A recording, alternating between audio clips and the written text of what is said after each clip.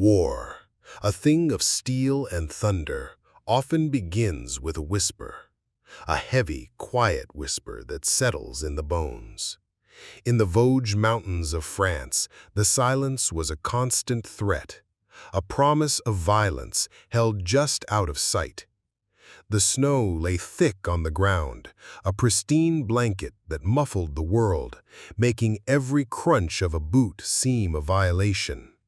It was the winter of 1944, and Takeshi Sato, a medic with the 442nd Regimental Combat Team, knew this silence better than any other sound. He breathed in the frigid air, the moisture crystallizing in his lungs, his warm breath a fragile cloud against the brutal cold. He could smell the metallic tang of the biting air and the faint earthy scent of damp, frozen soil. Takeshi was not a soldier. He was a healer in a war-torn world, a man who carried life in his hands while surrounded by death. His hands, calloused and strong from years of working his family's fields in California, moved with a surprising tenderness. They were a study in contrasts, a reflection of the man himself, a farmer's son now stitching up the wounds of a world gone mad.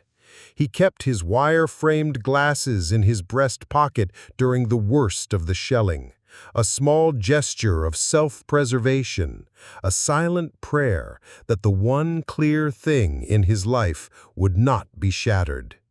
He was just 25, but the weariness in his hazel eyes felt ancient, older than the war itself.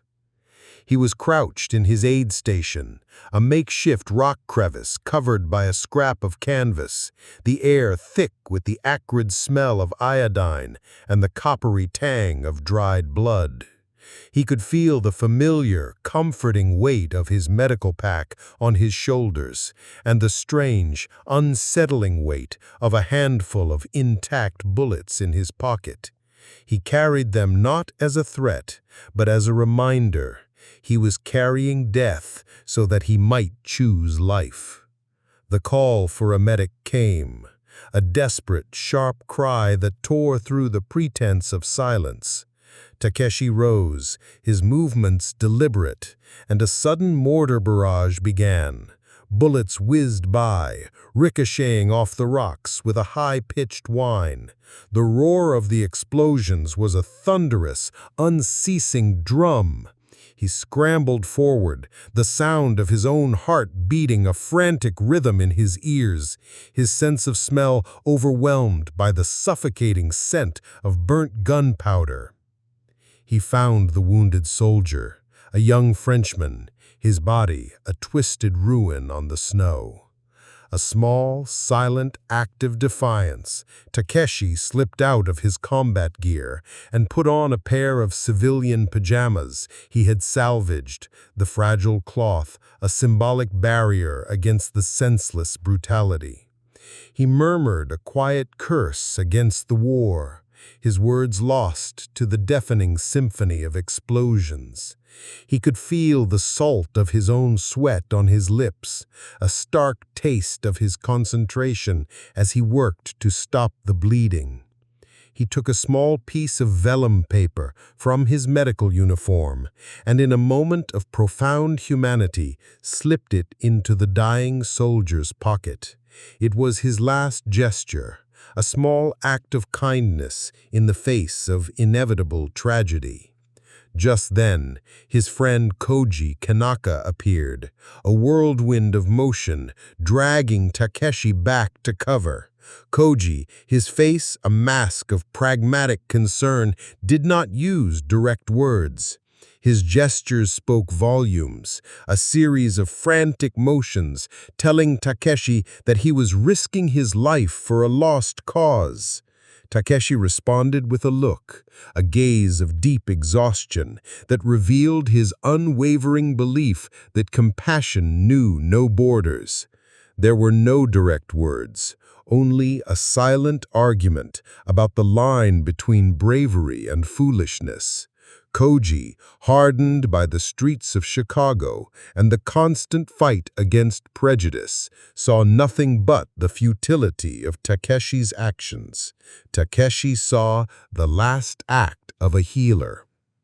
Back in the relative safety of the crevice, the sounds of the barrage began to recede. Takeshi sat in silence, the soft vellum paper still in his pocket, a ghost-like weight of his calling. The bullets felt heavier now, a physical manifestation of the duality of his existence. He was a man of peace, forced to walk the path of war. A healer holding the hands of the dying, fighting a battle to prove his loyalty to a country that had imprisoned his family in concentration camps. His was a double battle, and he wondered which front would take him first. The battalion's advance into the French countryside was a slow, deliberate march. The landscape of the Vosges was a canvas of desolation, with skeletal trees and shattered branches that clawed at the gray sky. The muffled sound of their boots on the wet ground created a rhythmic, contemplative pulse that was almost hypnotic, a stark contrast to the previous chaos. Takeshi moved with a quiet efficiency, his mind 1,000 miles away, filled with the memory of the French soldier's last breath. The language of the forest was one of silence and decay. The air, damp with morning fog, carried the distant, lingering smell of wood smoke and the musty scent of damp earth. The trees themselves were monuments to the brutality of war. Their trunks were scarred with shrapnel, their branches twisted and broken. Takeshi's gaze moved from the twisted landscape to the road ahead. His senses, sharpened by weeks of combat, picked up on a new scent, the distant promise of human habitation. Their objective was Biffontaine. The town itself was a testament to the resilience of the human spirit. The stone houses, pockmarked by bullet holes and shell bursts, still stood. The smell of burning wood and soup from the few remaining chimneys was a profound, almost disorienting contrast to the stench of war that clung to his uniform. A new conflict began. A young Texan soldier, a boy no older than Takeshi himself, was brought in, gravely wounded and in need of a specific medication Marie no longer had. Their commander, a stern man with a hardened gaze, commanded Takeshi to focus only on their own men. Takeshi's moral dilemma was visible in the stiffening of his shoulders, the quiet tension in his hands. He knew the boy's life was in his grasp, and he had to choose between orders and his oath as a healer. Suddenly, the air went still. Takeshi's senses screamed at him. The silence was not peaceful, it was heavy with anticipation. He could hear the faint, muffled sound of boots on the snow, not from his own unit, but from the other side of the ridge. A patrol of German soldiers was approaching. The urgency was palpable. Phrases became shorter, more direct, reflecting the sudden shift from quiet contemplation to immediate danger. The muffled whispers of his comrades, the frozen silence of held breaths, the tension in the air, all pointed to an inevitable collision. The chapter ended in a moment of high suspense. The quiet was only the precursor to the coming storm. The battle for Biffontaine erupted with a brutal, chaotic fury. The once quiet air was now a symphony of destruction. Short staccato sentences mirrored the frantic movements of the soldiers, the chaos of their advance through the shattered town. Takeshi moved through the streets, a blur of motion, his body moving with a trained agility that defied his gentle nature. The sound of bullets was a constant, angry buzz, and the deafening roar of mortars was a physical blow to the chest. The smell of burning wood and smoldering stone was thick, suffocating. The very ground seemed to tremble beneath his feet. A scream pierced the cacophony. A soldier from their unit was down. Koji, the ever-pragmatic Koji, ran toward him. He had always been the anchor of their small group, the one who saw the world for what it was, brutal and unforgiving. He was a survivor, and his movements were born of necessity, not ideals. Yet, in a rare, desperate act of altruism that defied his cautious nature, he lunged to help his comrade. It was a fatal mistake. Koji fell. There were no grand final words, no heroic soliloquies. Takeshi only saw the sight of his friend's blood blooming crimson against the white canvas of the snow. He heard a choked cry and then an absolute, profound silence where Koji's voice had been. The moment was not described in words, but in the raw physical sensations of loss. The vision of a life ending, the utter emptiness where a friend had been. The loss left Takeshi disoriented and adrift, stripped of his cynical, protective anchor. He found himself back in Marie's pharmacy, the sanctuary of order and care amidst the pandemonium. His body was tense with a quiet, furious rage. He felt betrayed by his own convictions, by the very compassion that had brought him to this place. He was a healer in a world where heroism was pointless, a man who believed in life while surrounded by the dead. The sight of Marie calmly tending to the wounded with a quiet, unwavering strength was a spark. It reignited something in him. His grief was not a weakness, but a fuel, a new purpose forged from the ashes of his friend's death. He thought of the young Texan, the soldier he had not yet saved. He had to, at any cost. Takeshi moved alone now, a solitary figure in a devastated landscape. The morning fog was a silent, ghostly shroud over the battlefield. The silence had returned, but it was a different kind of quiet. This was the stillness of a world holding its breath. The taste of the cold air was a bitter memory of Koji, a friend who had sacrificed his pragmatism for an act of pure, unthinking heroism. The bullets in his pocket felt impossibly heavy now. They were no longer a reminder of his choice. They were a physical burden of his newfound determination. He found the wounded soldier, a fragile figure in the wreckage of a burned-out farmhouse. The path back to the field hospital was blocked, a death trap of open terrain and snipers. Takeshi made a choice, a calculated risk born of desperation. He would take the dangerous shortcut, the one no one else dared to. He was in motion, running, but the world was a silent blur.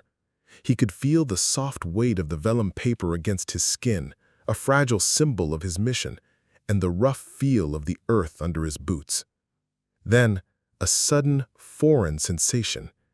It was a strange, unhurried warmth spreading across his chest.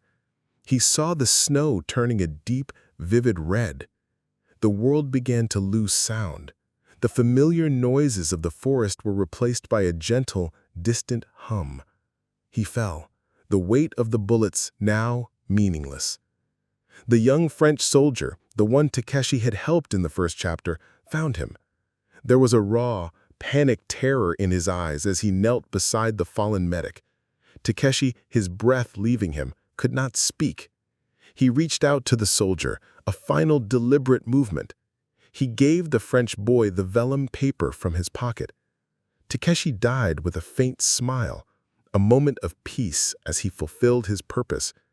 The French soldier, confused and afraid, unfolded the paper, and to his surprise, one of the bullets Takeshi had been carrying fell from within it. The story shifted.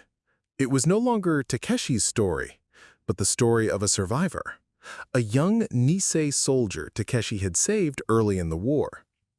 The man sat in a field hospital, the antiseptic scent a stark contrast to the smells of the battlefield. The quiet, a relief after months of noise. He looked out the window at a world in transition. He had escaped death by the slimmest of margins, his survival a fragile thing. The news came over the radio, the voice of the announcer a distant, emotionless monotone. The war was over. The Allied forces had won. A new weapon had been used, a bomb that had annihilated a Japanese city, leaving a mushroom cloud that obscured the sun from the east. The survivor listened, his heart aching with a grief he could not name. The bomb, the ultimate expression of human capacity for destruction, felt like a betrayal of every sacrifice, a negation of every act of compassion. Just then, the French soldier from Biffontaine approached. He was no longer afraid. His movements were full of purpose. He held a piece of vellum paper in his hand. He explained, with the help of a translator, what had happened and handed the paper to the survivor. The man unfolded it and saw not a message of war or a plea for a homeland, but a simple, elegant drawing of a single cherry blossom blooming on a delicate branch. The survivor understood. Takeshi had not been fighting for Japan. He had been fighting for an ideal of humanity that his own nation had, in its darkest hour, forgotten. Takeshi's heroism was not in his death, but in his life. The cherry blossom was a symbol of that, a fragile thing of beauty and life that could bloom even in a world covered in the ashes of destruction. The survivor held the drawing in one hand and the bullet in the other, a stark duality of the human spirit. The war was over, but the quiet act of a single medic had left a legacy of hope.